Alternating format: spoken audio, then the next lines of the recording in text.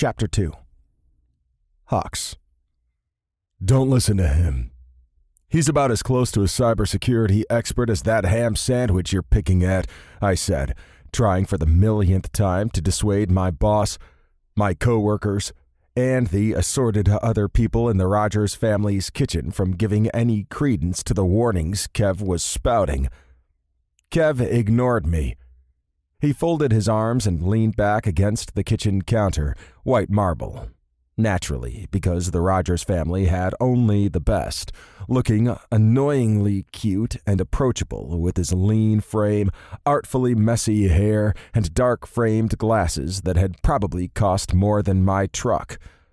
Meanwhile, I was still recovering from back-to-back sleepless nights and yesterday's impromptu afternoon housewarming party for Champ and his boyfriend, who were officially shacking up in the historic Victorian Champ had recently renovated. It was a Monday morning, but I looked and felt about as fresh as week-old flowers, which had put me in a not-great mood. Then Kev had started spouting about something that his scans, his unnecessary, unauthorized, unsubstantiated scans, had found the day before, and my mood had slid from not great right into fucking awful. I believe Hux is under the false impression that there will be flashing red lights and warning sirens to indicate a systems breach, Kev told Champ, when in reality, there is a new kind of intrusion Champion Security is specifically vulnerable to, called... I leaned toward him, bracing a hand on the big wooden table I'd commandeered as my desk since Kev refused to share the space in his stupid, super-secret lair. Need I remind you that I was trained by the United States military? I cried.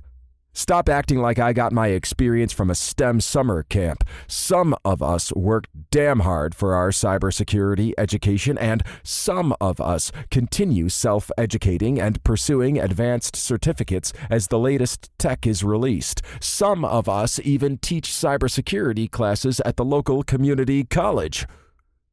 Kev wrinkled his nose pityingly at me before addressing Champ once more.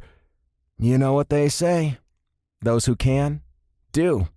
Those who can't, teach.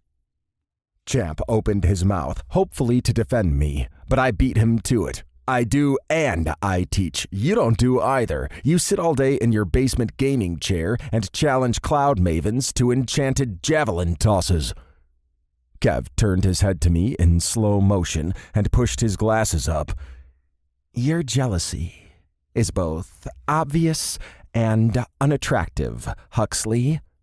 As you know, it took 30 in-game hours of training to get to a high enough level of enchantment where I could best the track and field mavens, unlike certain people who call themselves masters of Horn of Glory. Some of us are dedicated. I gritted my teeth. He was right. If I'd learned nothing else about Kevin Rogers, I'd learned that he was committed and diligent, especially when it came to one of the many things he was passionate about. Take, for example, his quest to make me lose my mind. I'd come a long way from my formative years growing up in a tiny house in an unincorporated part of Pennsylvania where my Marine dad had managed to find a mechanic job after separating from the military. I'd traveled a lot of places, met a lot of people, seen and done a lot of things, both good and bad. But nothing in the entire world had ever riled me as much as Kevin Rogers did. Every moment of every day, with every word that came out of his weirdly pouty mouth. That was dedication, all right. Also, Kev pursed his lips thoughtfully, remind me again how well you did with the javelin toss. Will Hogmaster Hux be making it to the Conquerors tournament? I had connection issues, I said between clenched teeth. I was in Malawi that week. As you know, the lag time made accuracy impossible.